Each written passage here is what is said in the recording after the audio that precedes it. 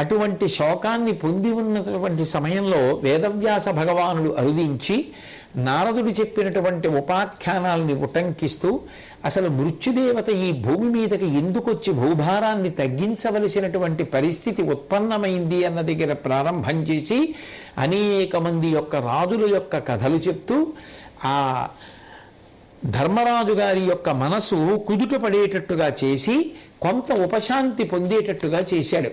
ఎంత ఉపశాంతి పొందినా అర్జునుడు సంశప్తకులతో యుద్ధాన్ని పూర్తి చేసి తిరిగి వచ్చి నా కుమారుడు మరణించాడా, ఎందుకు అటువంటి క్లిష్ట పరిస్థితి ఏర్పడినప్పుడు నాకు కబురు చెయ్యలేదు అని అడిగితే ఏం చెప్పాలి అర్జునుడికి అని సతమతమైపోయాడు ధర్మరాజు. ఇది నిజంగా మహాభారతంలో కీలకమైనటువంటి విషయమే. ఎందుకని అంటే ఒక పక్క భగదత్తుడు సుప్రతీకమనేటటువంటి ఏనుగుతో రెండవ రోజు ద్రోణాచార్యుల వారి సర్వసైన్యాధిపత్యంలో యుద్ధం జరుగుతున్నప్పుడు అది తెలుసుకున్నటువంటి అర్జునుడు సంశప్తకుల్ని 2 మాటలు వెనక్కి వెళ్ళి మరల్చి మళ్ళీ వచ్చి ఆ పాండవుల్ని కాపాడాడు. ఆ భగదత్తుణ్ణి సంహరించాడు, సుప్రతీకాన్ని సంహరించాడు. నిజానికి సంశప్తకులతో యుద్ధం చేస్తున్నటువంటి అర్జునుడి దగ్గరికి ఆకాశ మార్గాన వెళ్ళగలిగినటువంటి ఘటోత్కచుడి వంటి వారు ధర్మరాజు దగ్గర ఉన్నారు. ఉన్నప్పుడు ఒక్క కబురు పంపించి ఉంటే అర్జునుడు వెంటనే వచ్చి ఉండేవాడు, ఏం జరిగేదో పద్మవ్యూహాన్ని భేదించేవాడు, లోపలికెళ్ళి కొడుకుని రక్షించుకునేవాడు, లేదు కొడుకుని ఇంతమంది కపటంతో పడగొట్టిన విషయం లోపలికి వెళ్ళాక తెలిస్తే ఆ రోజుతోనే భారత యుద్ధం అయిపోయేదో, ఎట్లా ఉండేదో. మరి ఈశ్వర నిర్ణయం ఎంత ఆశ్చర్యకరమో తెలియదు. అందుకే అసలు అటువంటి కబురు ఒకటి పంపిద్దామని ఎందుకో ధర్మరాజు గారికి అనిపించలేదు, భీముడికి అనిపించలేదు, నకుల సహదేవులకు అనిపించలేదు. పద్మవ్యూహం ముందు సైంధవుడు మనల్ని ఆపడం ఏమిటి, ఇంత ఆగిపోయాం, లోపల పిల్లవాడు ఒక్కడున్నాడు కదా, ఎందుకైనా మంచిది అర్జునుడికి కబురు చేస్తే. వ్యూహాన్ని భేదించగలిగిన కృష్ణార్జునులు ఇద్దరు ఉన్నారు కదా, పైగా కృష్ణుడికి ఈ కబురు అందితే కృష్ణుడు వెంటనే అభిమన్యుడి యొక్క రక్షణకి ఏదో ఒక చర్య తీసుకుంటాడు కదా అన్న ఆలోచన రాకపోవడం ఆశ్చర్యం. ఇప్పుడు అర్జునుడు వచ్చి అడిగితే ఏం చెప్పాలి? అది ధర్మరాజు గారిని పట్టుకున్నటువంటి పెద్ద సమస్య.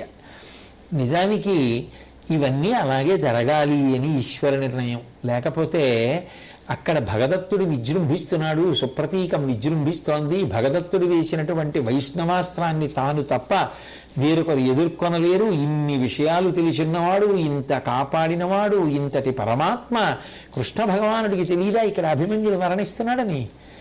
ఆయనకి తెలియకపోవడం అనేటటువంటిది మహాభారతంలో ఉంటుందనుకోవడం అమాయకత్వం.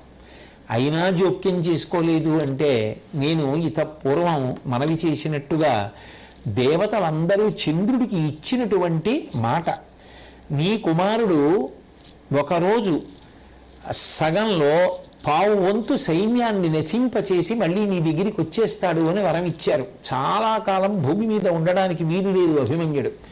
పాండవ వంశాంకురమైనటువంటి పరీక్షిత్తుని ఇచ్చి వెళ్ళిపోవాలి. అందుకే ఉత్తరాగర్భంలో పరీక్షిత్ అభిమన్యుడి వలన పుట్టాడు.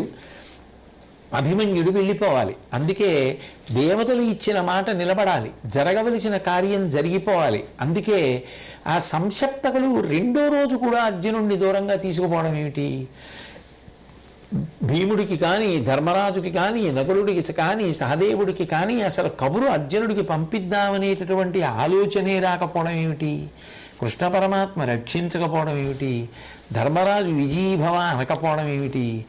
బయలుదేరుతుంటే సారథి అటువంటి మాటలు చెప్పడం ఏమిటి? అదే రోజున ద్రోణాచార్యుల వారు పద్మవ్యూహాన్ని రచించడం ఏమిటి? సైంధవుడు ఈశ్వరవరంతో ఈ నలుగురికే అడ్డుపడడానికి ఆ నలుగురే ఆ రోజున యుద్ధానికి రావడం ఏమిటి? అంటే ఇది మానవులందరూ చేసేటటువంటి ప్రయత్నం కాదు, దీని వెనక భగవంతుడు ఉన్నాడు. భగవంతుడు దేవతలందరూ చంద్రుడికి ఇచ్చినటువంటి మాట నిలబడడానికి వీలుగా కార్యాన్ని నిర్వహిస్తున్నాడు అన్న విషయం మనందరికీ కూడా అర్థమవుతుంది. కాబట్టి అర్జునుడు అడవులను కాల్చేసేటటువంటి కార్చిచ్చు ఎలా కాలుస్తుందో అలా సంసప్తకుల యొక్క సైన్యాన్ని అంతటినీ కూడా నశింపచేసి తిరిగి పాండవ శిబిరములకు వస్తున్నాడు. వస్తుంటే ఎక్కడ చూసినా దుశ్శకునములు కనపడుతున్నాయి. ఎందుకో మనసు చెదిరిపోతోంది, శరీరం స్తంభించిపోతోంది. ఒకవేళ సామాన్యుడు కాని ద్రోణాచార్యుడు ధర్మరాజు గారికి ఏమైనా ఆపద తీసుకొచ్చాడా ఏమి, ఏదైనా అమంగళ వార్త వినబోతున్నానా అని వస్తుంటే శిబిరాలలో ఉన్న జనం పాలిపోయినటువంటి మొగాలతో ఉన్నారు తప్ప ఎవ్వరూ మాట్లాడటం లేదు. ప్రతిరోజు యుద్ధం పూర్తయిపోయిన తరువాత శిబిరాలలో ప్రవేశించినటువంటి వీరుల యొక్క మనసు ఉల్లాసం పొందడానికి వీలుగా జరిగేటటువంటి వేడుక చేరి వీణావాద్యము మొదలైనటువంటివి కానీ సంగీత ధ్వనులు కానీ ఏవీ ఆ రోజున వినపట్టం లేదు. పైగా తన ముద్దుల కుమారుడైనటువంటి అభిమన్యుడు ప్రతిరోజు యుద్ధం పూర్తి చేసుకుని తాను తిరిగి వచ్చేటప్పటికి ఎదురొచ్చి పలకరించేటటువంటి వాడు ఎందుకు ఆ రోజు పలకరించలేదు. మార్గమధ్యంలో అర్జునుడు ఎన్ని మాటలు కృష్ణుడితో ఏమిటి దుశ్శకునములు, ఎందుకు నా మనసిలా ఉంది అన్న కృష్ణుడు ఒక్క మాట కూడా తిరిగి జవాబు చెప్పలేదు. కాబట్టి అర్జునుడు తిరిగి వచ్చి ధర్మరాజాదులను చూసి నాకు ఎందుకు ఇంత దుఃఖం కలుగుతోంది, అభిమన్యు కుమారుడేడి నాకు చెప్పండి, ఎందుకు ఇట్లా ఉన్నారు మీ అందరూ అని అడిగారు. అడిగితే పద్మవ్యూహాన్ని ద్రోణాచార్యుల వారు రచించినటువంటి విధానాన్ని, తాము ప్రవేశిస్తామని చెప్పి పిల్లవాణ్ణి పంపించినటువంటి క్రమాన్ని, అభిమన్యుడొక్కడు లోపలికెళ్ళిన తర్వాత పరమేశ్వరుని యొక్క వరాన్ని పురస్కరించుకొని పొందినటువంటి బలంచేత సైంధవుడు మిగిలిన నలుగురిని నిగ్రహించడాన్ని, లోపల ఆ అభిమన్యుణ్ణి కపట వ్యూహంతో ఆ ద్రోణాదులందరూ కలిసి సంహరించినటువంటి వైనాన్ని ధర్మరాజు గారు చెప్పాడు. చెప్పేటప్పటికీ ఆ అర్జునుడికి ఎక్కడ లేని ఆగ్రహం కలిగింది. అభిమన్యుణ్ణి ఇంత దారుణంగా చంపుతారా, నేను లేని సమయం చూసి సైంధవుడిలా అడ్డుపడతాడా, సైంధవుడు అడ్డుపడకుండా ఉంటే బహుశಃ మిగిలిన నలుగురు సైన్యం లోపలికి వెళ్ళుంటే నా కుమారుడు బ్రతికి ఉండేవాడు.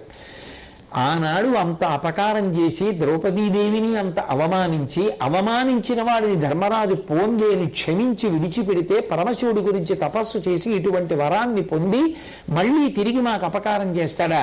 ఈ భావనలన్నీ ఒక్కసారి అగ్నిహోత్రం భగ్గుమన్నట్టు మనసులో రగిలినటువంటి అర్జునుడు ప్రతిజ్ఞ చేశాడు.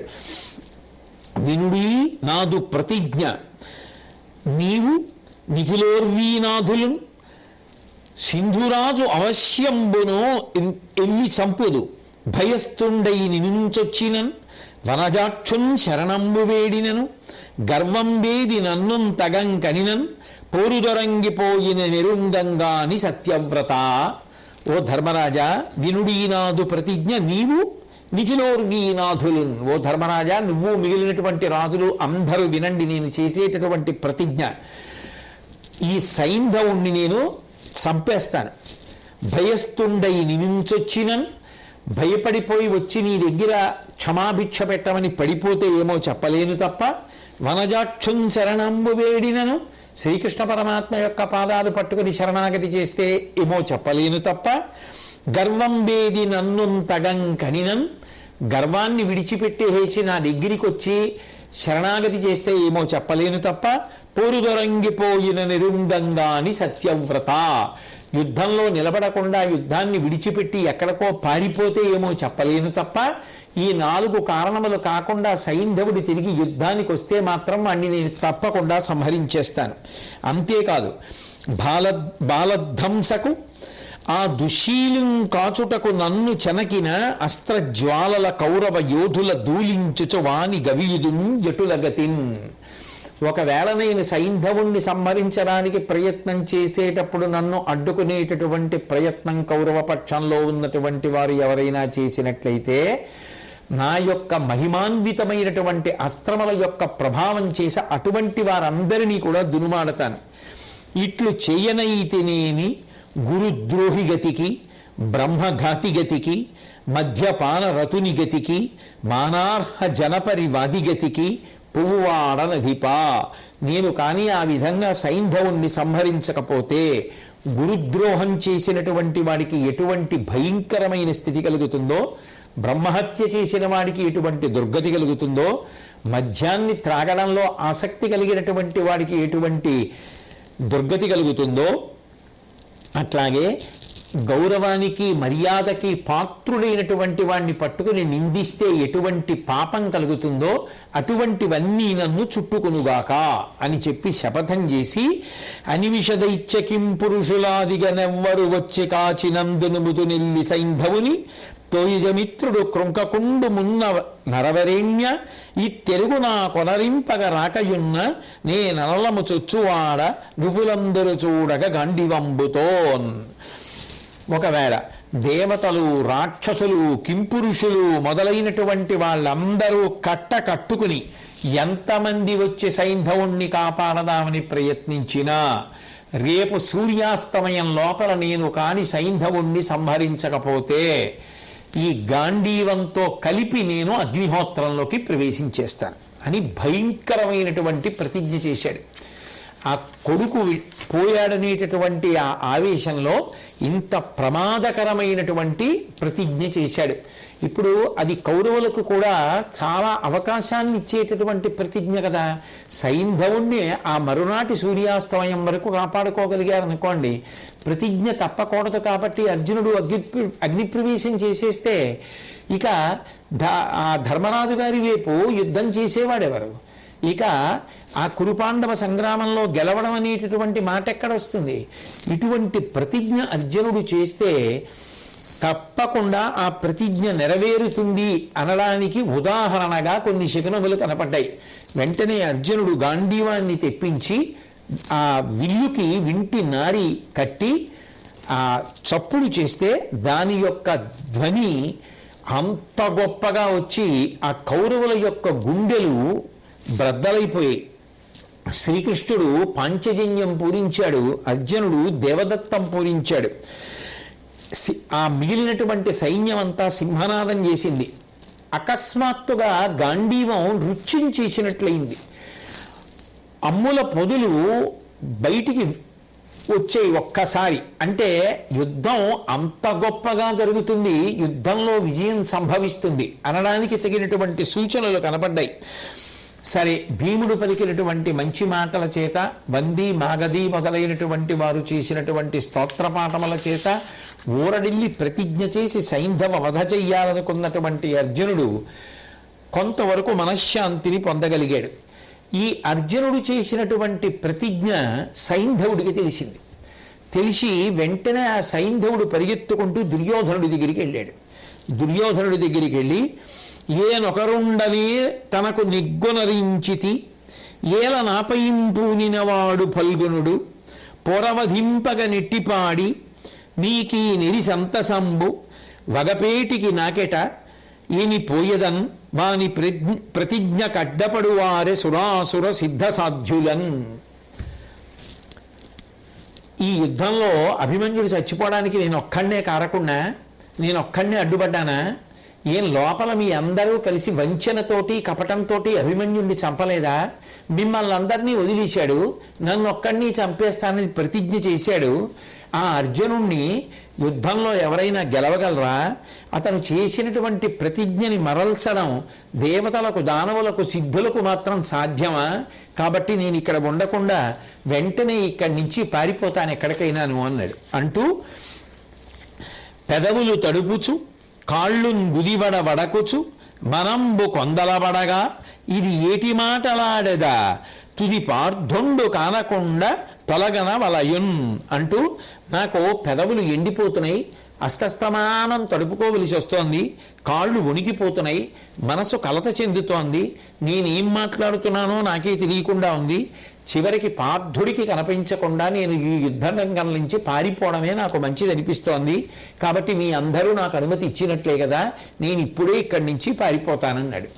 అనగానే దుర్యోధనుడు అన్నాడు, ముని నీవెన్నితి విక్రమాఢ్యులని మమ్మున్ కొందరన్ ద్రౌణి పెంపును హార్ధిక్యు బలంబు సౌబలుని ఏపుంచెవయున్ సోమదత్తుని ధైర్యంబును శౌర్యమున్ శల్యు మహాదోర్దర్పముం కూడా నిన్నిన నీకెట్లగు చూడుమిట్టి మగలున్ వేయేల నిన్నిత్తురే. ఎందుకయా సైంధవ అంత భయపడిపోతావు?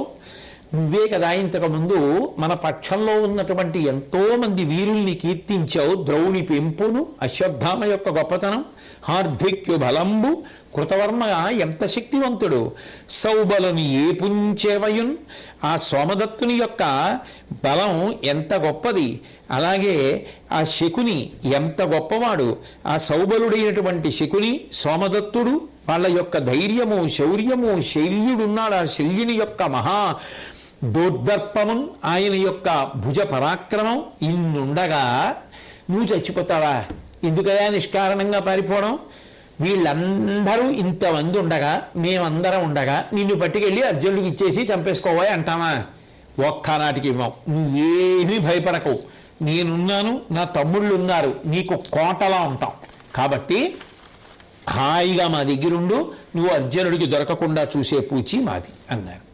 అంటే ఆ సైంధవుడు దుర్యోధనుడిని వెంటబెట్టుకుని ద్రోణాచార్యుల వారి దగ్గరికి వెళ్ళాడు.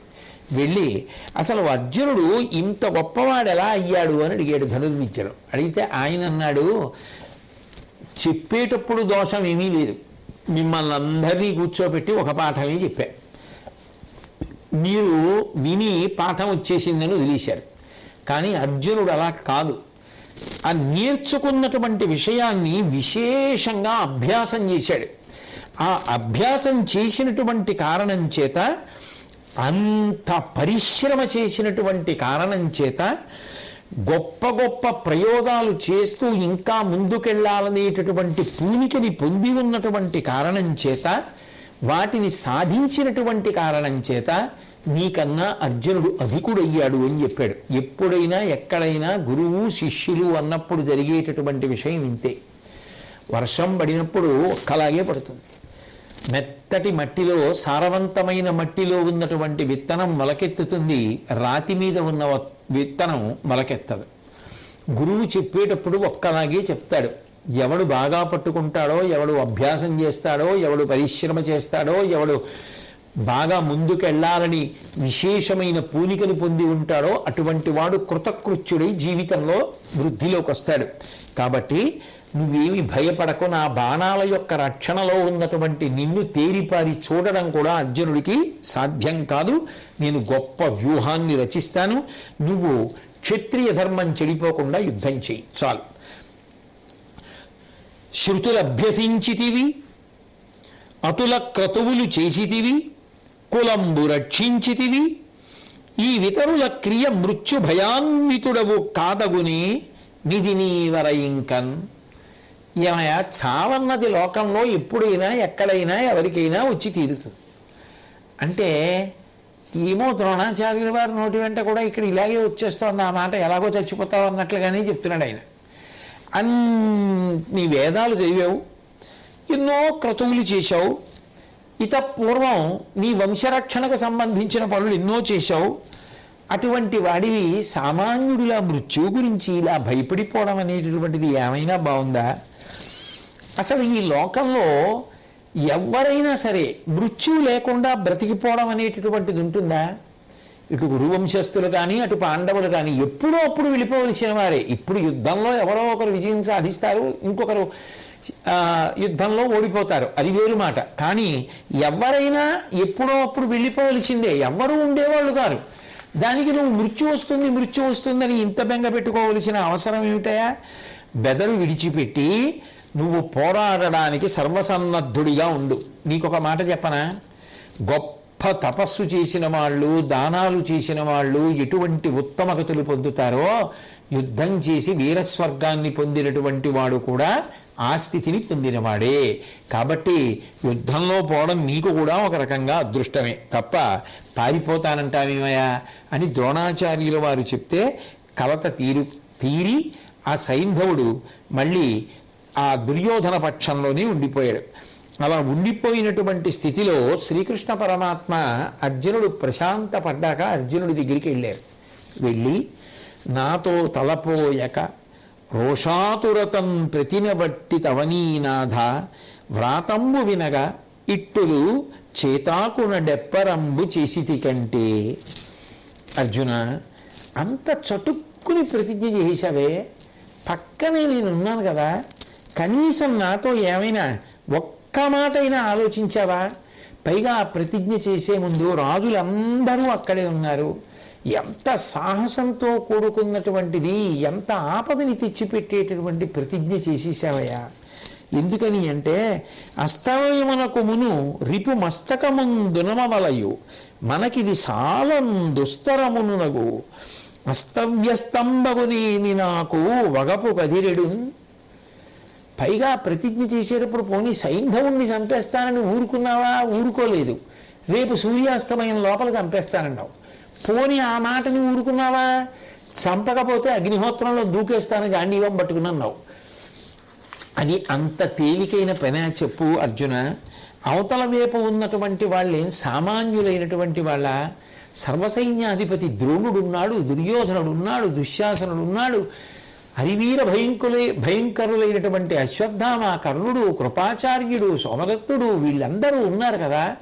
ఇంతమంది ఉన్నప్పుడు అసలు నీకు చిక్కకుండా ఆ సైంధవుణ్ణి తీసుకెళ్ళి యుద్ధంలో ఎక్కడో చివరికి పెట్టేశారనుకో, నువ్వు ఆ సైంధవుడి దాకా వెళ్ళడానికి సమయం సరిపోలేదనుకో, వాళ్ళందరూ అడ్డుకున్నారనుకో, ఈలోగా సూర్యాస్తమయం అయిపోయింది అనుకో, చాలా అయిపోయింది యుద్ధం. వాళ్ళు నిన్నేం చెయ్యక్కర్లేదు. నువ్వు సూర్యాస్తమయం లోపల సైంధవుణ్ణి చంపలేకపోతే పరిస్థితి ఏమైపోయింది? మనకి వ్యతిరేకం అయిపోయింది. ఎంత ప్రమాదకరమైన ప్రతిజ్ఞ చేసేసావు అర్జున. ఎంత ఆపద వచ్చే ప్రయత్నం, ఎంత సాహసం వచ్చేటటువంటి ప్రయత్నం, ఎంత సాహసంతో కూడుకున్న ప్రయత్నం. నన్ను ఒక్క మాట అడిగి ఉండవలసిందేమో. ప్రతిజ్ఞ చేసిన వాడు అర్జునుడు, అది ఎలా నెరవేరుతుందని బెంగ పెట్టుకుంటున్నవాడు శ్రీకృష్ణ పరమాత్మ. అది భక్తుల కోసం ఆయన పడేటటువంటి పరివేదన అలా ఉంటుంది. అర్జునుడు ఎంత తేలిగ్గా, ఎంత హాయిగా, ఎంత సంతోషంగా ఉన్నాడో చూడండి. ఆయన అంటాడు, వారి విరుంగుదు నేను వారలు నన్నిరుగుదురు భవత్ సాహాయ్య స్ఫార బలోద్ధతి కలుగగా వారే తప్పింపజాలు వారి పూన్కిం. అయినా కృష్ణ, వాళ్ళకి నేనేమిటో తెలుసు, వాళ్ళేమిటో నాకు తెలుసు. అన్నిటికన్నా ముఖ్యమైన విషయం నీ యొక్క సహకారం నాకుండగా నేనన్న ప్రతిజ్ఞ ఎందుకు అవ్వదు అంటే, భక్తుడు అంత తేలికగా ప్రతిజ్ఞ చేశాడు. ఏమిటి నమ్మకం? కృష్ణ పరమాత్మ ఉన్నాడు కదా, ఆయన చూసుకుంటాడులే అని. ఆయన బెంగెట్టుకున్నాడు, ఈయన హాయిగా ఉన్నాడు. కృష్ణుడు చూసుకుంటాడు నాకే అన్నట్లుగా ఆయన ఉన్నాడు. నేను జయద్రుదుణ్ణి చంపాలి అని ఒకసారి నిర్ణయం తీసేసుకున్న తర్వాత వెంటపడి చంపడానికి ప్రయత్నం చేసి బాణాలు విడిచిపెడుతుంటే సైంధవుణ్ణి రక్షించి నాకు ఎదురుపడి నిలబడగలిగినటువంటి వీరులు ఉంటారా ఎదురుపక్షంలో? కాబట్టి రణరంగంలో ఒకవేళ నాకు ఎదురైన ఎవరైనా వస్తే చతురంగ బలాల్ని తుడిచిపెట్టేస్తాను. కౌరవ సైన్యంబుల గల వీరుల అస్త్రములు నాదు వివిధాస్త్రగతి క్రూర ప్రవాహములకెదురే రాజీవాక్ష ఆదరింపకు వారి. కౌరవ సైన్యంలో ఉండేటటువంటి వీరులు ప్రయోగించగలిగినటువంటి అస్త్రములు నేను ప్రయోగించగలిగినటువంటి దివ్యాస్త్రములకు ఎదురు రాగలిగినవా? కాబట్టి దేనికి బెంగపెట్టుకుంటావు? నువ్వు చూస్తుండు, ద్రోణాచార్యుడు మిగిలినటువంటి శూరులు అందరూ చూస్తుండగా ఆ సైంధవుడి యొక్క తల నరికేస్తాను అంటూ ప్రాణికోటి మొత్తం వరస పెట్టి సైంధవుడి వెనకాతల నిలబడ్డా రేపు సూర్యాస్తమయం లోపల సైంధవుడి తల తరిగేస్తానన్న విషయంలో నాకు ఏ విధమైనటువంటి అనుమానం లేదు. పైగా నేను నిజం చెప్తున్నానని ఇప్పుడు తన ప్రతిజ్ఞని మరికొంచెం ముందుకు తీసుకెడుతూ నీ మీద ఒట్టు, గాంధీవం మీద ఒట్టు, దివ్యాస్త్రాల మీద ఒట్టు, కృష్ణ ఎట్లాగైనా రేపు సూర్యాస్తమయం లోపల చంపేస్తాను సైంధవుణ్ణి. మళ్ళీ మొదలెట్టావు, ఏమిటి నీ ధైర్యం అంటావేమో.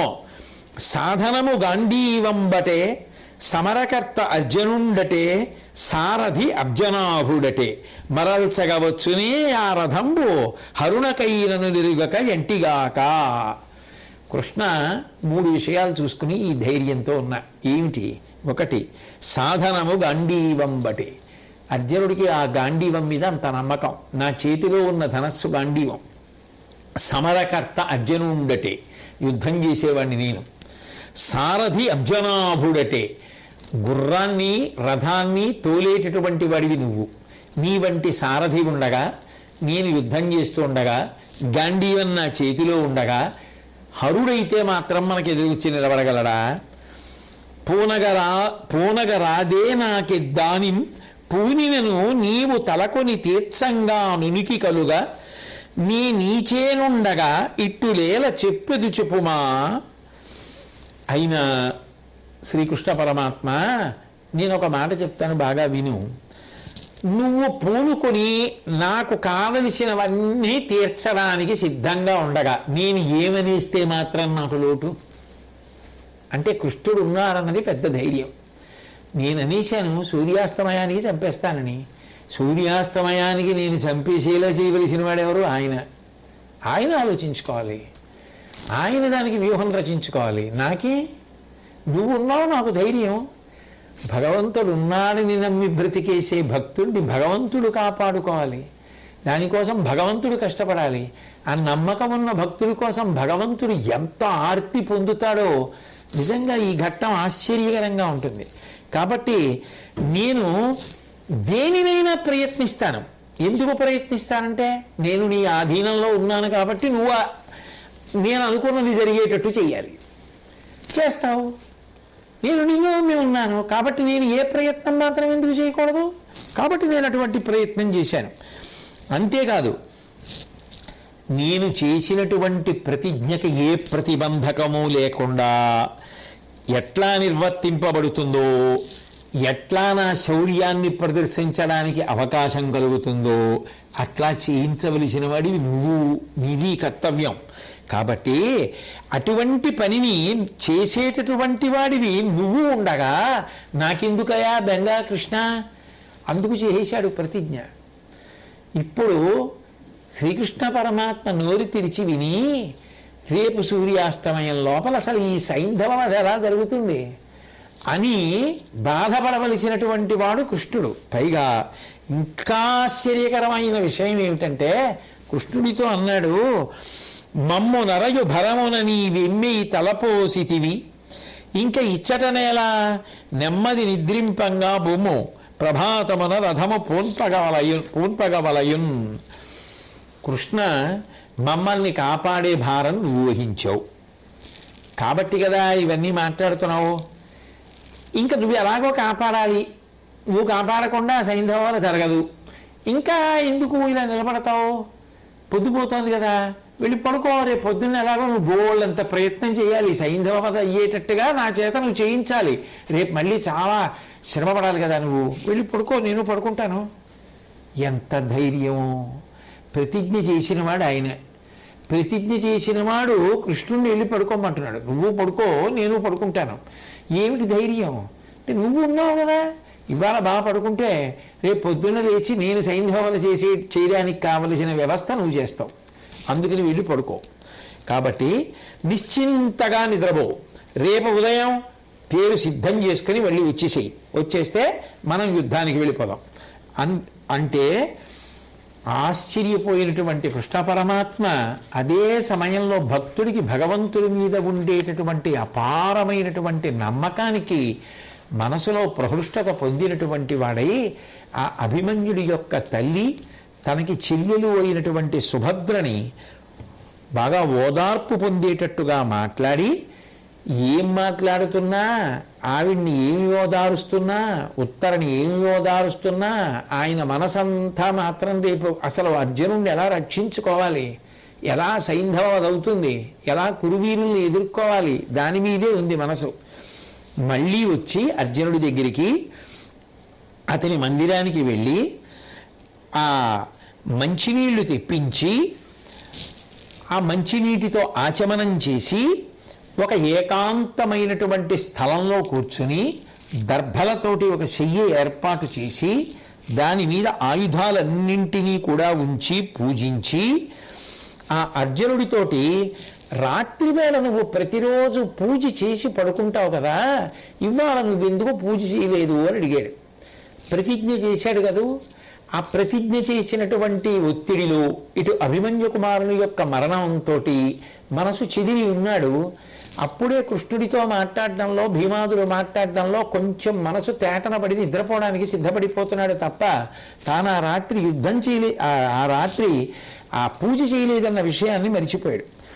అప్పుడు అర్జునుడు గబగబా పాదాలు కడుక్కొని ఆచమనం చేసి ప్రతిరోజు రాత్రి త్రయంబక పూజ చేస్తాడు. త్రయంబక పూజ అంటే శివారాధన చేస్తాడు గెలుపు కోసం. అటువంటిది శివారాధనకి బదులుగా కృష్ణ పరమాత్మని ఎదురుగుండా కూర్చోపెట్టి శంకరుడికి పూజ చేసేటప్పుడు ఎలా గంధము పుష్పాలు అన్నీ ఇస్తాడో అలా ఆ కృష్ణ పరమాత్మకే గంధాదులు అలది పూజ చేసి హాయిగా అర్జునుణ్ణి సుఖంగా నిద్రపొమ్మని కృష్ణ పరమాత్మ చెప్పిన తరువాత ఆ శ్రీకృష్ణ పరమాత్మ తన యొక్క భవనానికి వెళ్ళి రథసారథి అయినటువంటి దారుకుణ్ణి పిలిచి మాట్లాడుతూ, చూడవయ్యా అర్జునుడు ఎంత ప్రతిజ్ఞ చేశాడో అది ఎలా నెరవేరుతుందో అంటున్నాడు. ఈలోగా ఆ శిబిరాలలో ఉన్న వాళ్ళకి ఎవ్వరికీ నిద్ర పట్టలేదు.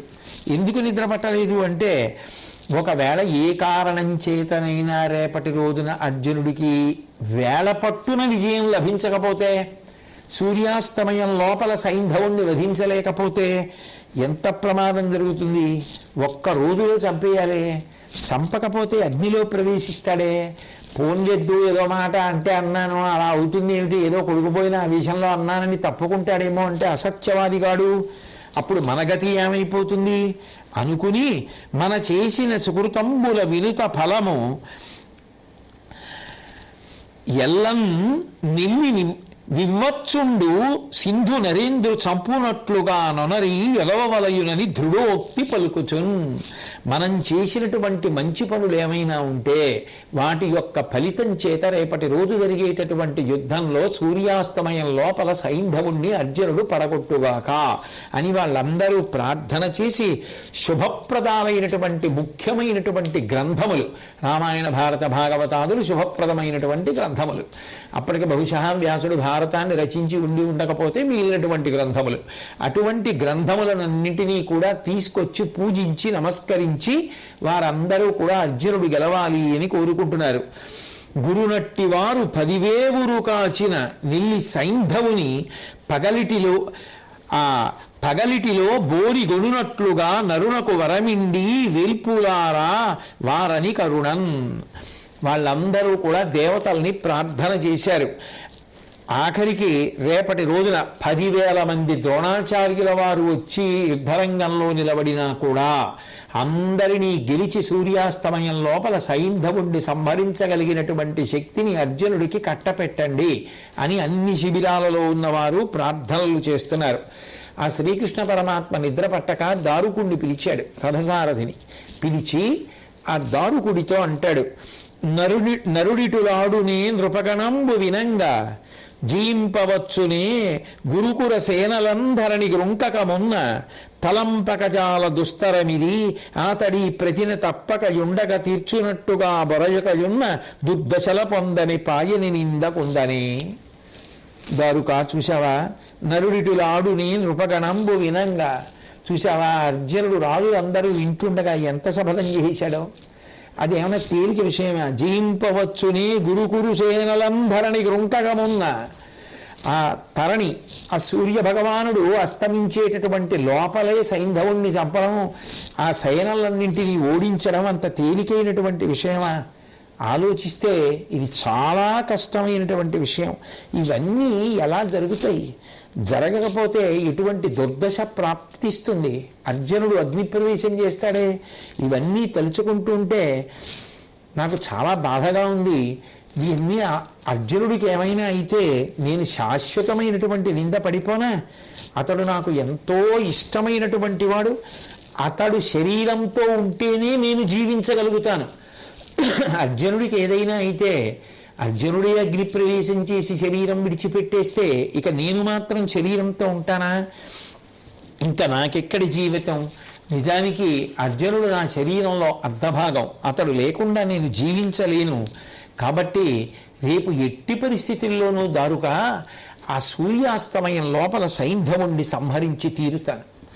రౌద్రరసం ఉట్టిపడేటట్టుగా అంత భయంకరమైనటువంటి యుద్ధాన్ని చేస్తాను అని చెప్పి మాట్లాడుతూ నువ్వు రేపు నేను యుద్ధంలో రథాన్ని నడిపేటటువంటి విధానాన్ని పరిశీలిద్దువుగానివి.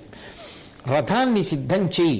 శైబ్య సుగ్రీవ మేఘపుష్ప వలాహకాలనేటటువంటి గుర్రాల్ని చక్కగా బంగారు దండలతో అలంకారం చేసి గరుడధ్వజాన్ని నిలిపి చక్రమో గదా శార్ంగమో మొదలైనటువంటి నాకు సంబంధించినటువంటి యుద్ధ పరికరాలన్నిటినీ కూడా రథంలో పెట్టు అన్నాడు. అంటే అవసరమైతే అర్జునుణ్ణి ప్రాణాలతో ఉంచడానికి కృష్ణుడే యుద్ధం చేసేసి సైంధవుణ్ణి చంపడానికి అవకాశం అర్జునుడికి ఇచ్చేయడానికి, కురుబలగాల్ని పడగొట్టేయడానికి సిద్ధపడిపోయాడు.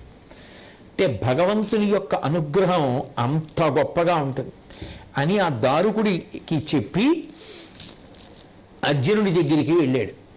అర్జునుడు హాయిగా నిద్రపోతున్నాడు. ఇది భగవంతుడికి భక్తుడికి ఉండేటటువంటి అనుబంధం. ప్రతిజ్ఞ చేసినటువంటి వాడు అర్జునుడు. అసలు దాని గురించి నువ్వుండగా నేనెందుకు ఆలోచించాలని చెప్పి పూజ కూడా చేయడం మానేసి పడుకుంటుంటే వెళ్ళి ఆయనతో పూజ చేయమంటే నీకే పూజ చేసేస్తానని త్రయంబకుడికి చేయవలసిన పూజ కృష్ణ పరమాత్మకే చేసేసి ఆ కృష్ణ పరమాత్మని నువ్వు కూడా పడుకో అని చెప్పి అర్జునుడు పడుకున్నాడు.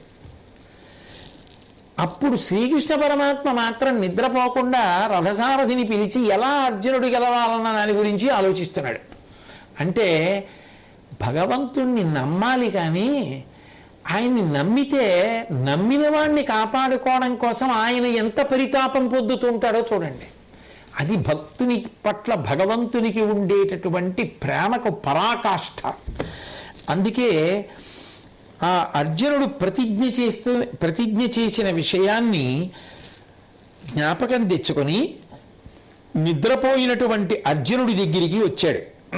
వచ్చి శ్రీకృష్ణుడు అర్జునుడికి కల వచ్చేటట్టు చేసి ఆ కలలో అర్జునుడిలోకి వెళ్ళాడు. వెళ్ళి ఆ పడుకున్నటువంటి సజ్జ మీదే, ఆ పాన్పు మీదే అర్జునుడిని కూర్చోపెట్టాడు. కూర్చోపెట్టి తాను కూర్చుని అర్జునుడిని నిలబెట్టాడు. నిలబెట్టి ఆ కృష్ణ పరమాత్మ అర్జునుడితో అంటున్నాడు, వగపునకెడయీకుము నెవ్వగ కుందిన మానవుండు వైరుల చేతం తెగు కాని తనదు కార్యము తగ నరరింపంగలేడు తగునే వగవన్. ఓ అర్జున, నువ్వు మనసులో ఏ శోకాన్ని పొందకు. ఎంత ఆర్తి అండి భక్తుడి కోసం. సైంధవుణ్ణి చంపాలని ఎక్కడ బెంగ పెట్టుకున్నాడో, ఎంత నిద్రపోతున్నా ఇవే ఆలోచనలు ఏవో ఉండుంటాయి. అందుకని అర్జునుడి దగ్గరికి, ఆ నిద్రలో ఉన్నవాడి దగ్గరికి వెళ్ళాడు. వెళితే ఆ కలలో అతన్ని సమీపించి వెంటనే కలలో కూడా కృష్ణుడిని చూసేటప్పటికీ కృష్ణుడిని కూర్చోపెట్టి నిలబడినటువంటి అర్జునుడితో మాట్లాడుతూ, శోకం ఎవరిని పట్టుకుంటుందో వాడికి సరి అయిన ఆలోచన రాదు. ఆలోచన రాకపోతే వాడి విజయాన్ని సాధించలేడు. కాబట్టి నువ్వు శోకాన్ని వెంటనే విడిచిపెట్టేసేయి. శోకాన్ని విడిచిపెడితే శత్రువుల చేతిలో నశించడం కాదు, శత్రువులను నశింప చేయగలుగుతావు. కాబట్టి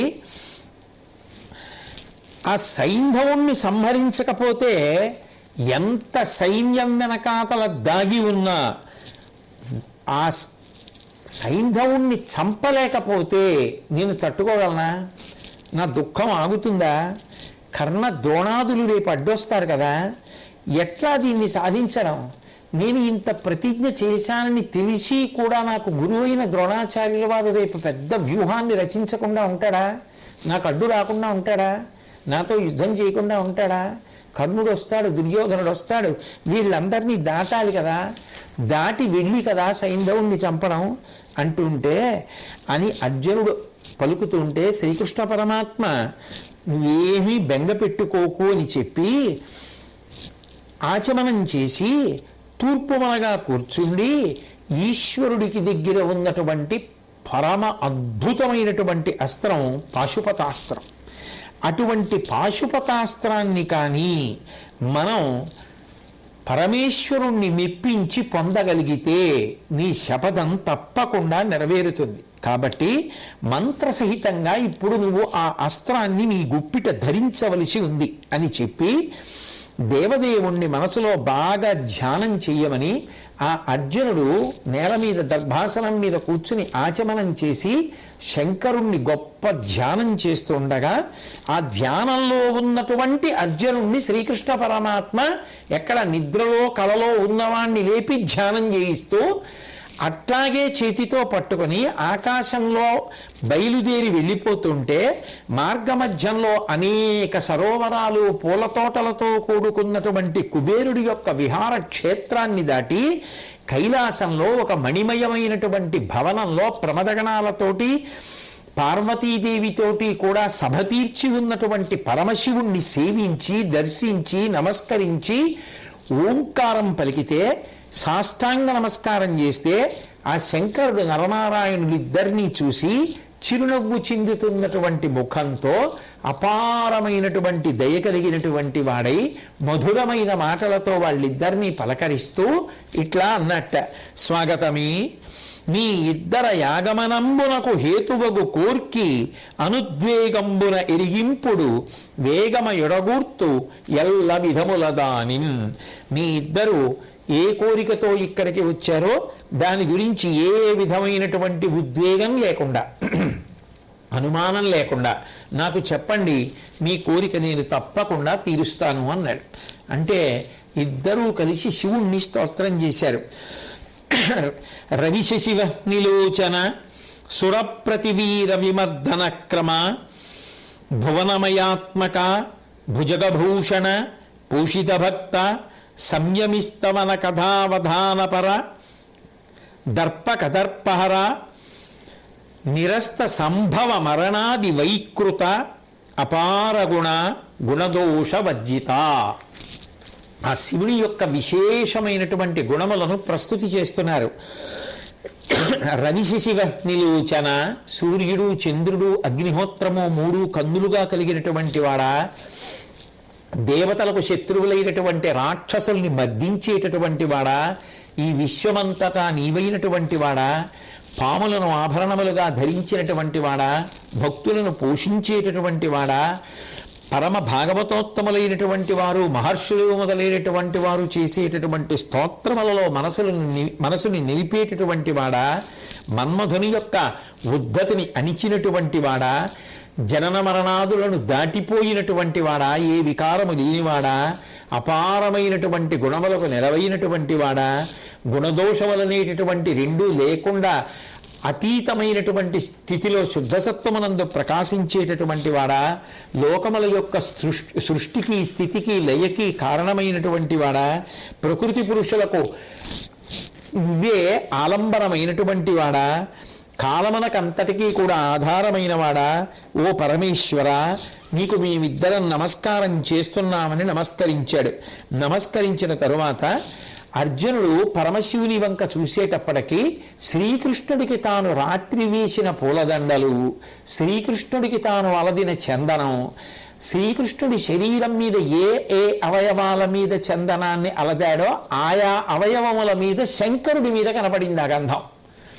అలాగే అక్కడ కృష్ణుడికి వేసిన పూలదండలు ఇక్కడ శివుడి మెడలో కనపడ్డాయి. అంటే శివకేశవులు రెండు కాదు, ఉన్నది ఒక్కటే, శివుడే కృష్ణుడు, కృష్ణుడే శివుడు అని చెప్పడానికి తిరుగులేని సాక్ష్యాన్ని చూపిస్తున్నారు. కాబట్టి ఆ భక్తవత్సలుడైనటువంటి ఆ శంకరుడు కృష్ణార్జునులను చూశాడు. ఒక ప్రమిదలో 2-3 దీపాలు వెలిగినా తత్వతః అవి ఒక దీపమే అయినట్టుగా ఆ పరమాత్మయే కృష్ణుడిగా శివుడిగా ప్రకాశిస్తున్నాడు. వెంటనే కృష్ణార్జునుల వంక చూసి, అదిగో అక్కడ అమృతమయమైనటువంటి పద్మసరోవరం ఉంది, ఆ పద్మసరోవరం దగ్గరికి వెళ్ళి నా ధనస్సు అట్లాగే దానికి సంబంధించినటువంటి బాణములు ఉన్నాయి, తీసుకురండి అన్నాడు. కృష్ణార్జునులు ఇద్దరూ వెళ్ళి తీసుకొద్దామని ప్రయత్నిస్తుంటే ఒక పాముల జంట విషాన్ని చిమ్ముతూ అక్కడ కనపడింది. వెంటనే వాళ్ళు శంకరుణ్ణి మనసులో ధ్యానం చేస్తూ శతరుద్రీయాన్ని జపం చేశారు. అది చెయ్యగానే ఆ 2 పాములు ధనస్సు విల్లుగా మారిపోయాయి. శ్రీకృష్ణార్జునులు ఇద్దరూ ఆ ధనస్సుని విల్లుని తీసుకుని వెనక్కి వచ్చి అక్కడ పెట్టిన తరువాత అక్కడికి ఒక పిల్లవాడు వచ్చాడు. ఎంత ఆశ్చర్యం అంటే ఆ చిన్న పిల్లవాడు నీలలోహితవర్ణుండు బాలుడొక్క బ్రహ్మచారి మహాబల భవ్యమూర్తి హరిని పార్శ్వంబునందుండి అలిగి ఆ శరాసనము పుచ్చుకొని శరమరినమర్చి ఆ నీలలోహితుడు అంటే ఆ పిల్లవాడు నలుపు ఎరుపు 2 రంగులతో కూడుకున్నటువంటి ఆ పిల్లవాడు కృష్ణార్జునుడు ఇద్దరు ఆ అమృతమయమైనటువంటి జలములతో కూడుకున్నటువంటి పద్మ సరోవరం దగ్గర ఉన్నటువంటి పాముల రూపంలో ఉన్న ధనస్సుని విల్లుని తీసుకొచ్చి శంకరుడి దగ్గర పెట్టడం చూసినటువంటి వాడై ఆ పిల్లవాడు ఆ ధనస్సుని ఎక్కుపెట్టి ఆ ధనస్సుని నిలబెట్టి బాణాన్ని సంధించడానికి వింటినారిని లాగి ఎక్కించి సంధిస్తుంటే అర్జునుడు తదేక దృష్టితో ఆ ధనస్సు వంక బాణం వంక చూశాడు. అలా చూస్తున్నటువంటి సమయంలోనే శంకరుడు సమంత్రకంగా పాశుపతాస్త్రాన్ని అర్జునుడికి ఉపదేశం చేసేశాడు. ఆ అర్జునుడు పాశుపతాస్త్రాన్ని ఉపదేశం పొందాడు. పొందిన తరువాత ఎంతో సంతోషంతో చూసినటువంటి వాడై మరొక రకంగా జరగడానికి వీల్లేదు, మీరు పాశుపతాస్త్రాన్ని ఏ లక్ష్యం కోసమని పొందాలనుకున్నారో, ఏ లక్ష్యం కోసమని బయలుదేరి ఈ కైలాసానికి వచ్చారో అటువంటిది పొందుతారు అని చెప్పినప్పుడు ఆనందపడిపోయినటువంటి కృష్ణార్జునుడు ఇద్దరూ పులకరింతలు పొంది తిరిగి కైలాస పర్వతం నుంచి వచ్చేస్తూ భౌనుచే సాదరనుజ్ఞమడచి శౌరి ఫల్గుణులు పలుమారు తత్పద యుగంబు పాలముల శోక ప్రణమిల్లి బహుళ రోమ హర్ష సంభృతగాత్రులై అరుదుదించి ఆ శంకరుడి యొక్క పాదముల మీద 1కి 10 మాట్లు కృష్ణార్జునులు ఇద్దరూ కూడా ఆ నుదిటి భాగములు పడేటట్టుగా అనేక పర్యాయములు నమస్కారాలు చేసి ఆయన దగ్గర పరమ ఆదరపూర్వకమైనటువంటి అనుమతిని పొంది ఎంతో సంతోషించినటువంటి వాళ్ళై ఆ పాశుపతాస్త్రం మన చేతికి లభించింది కాబట్టి ఇప్పుడు సైంధవ వధ చేయడం అనేటటువంటిది కష్టం కాదు అనేటటువంటి సంతోషంతో ఆ కలలోని తిరిగి వచ్చేశారు. వచ్చి శిబిరానికి వచ్చేటప్పటికీ తెల్లవారుజాము అయిపోయింది. అర్జునుడు నిద్రలోంచి లేచాడు. లేచి తనకి కలొచ్చింది అనుకుంటున్నాడు.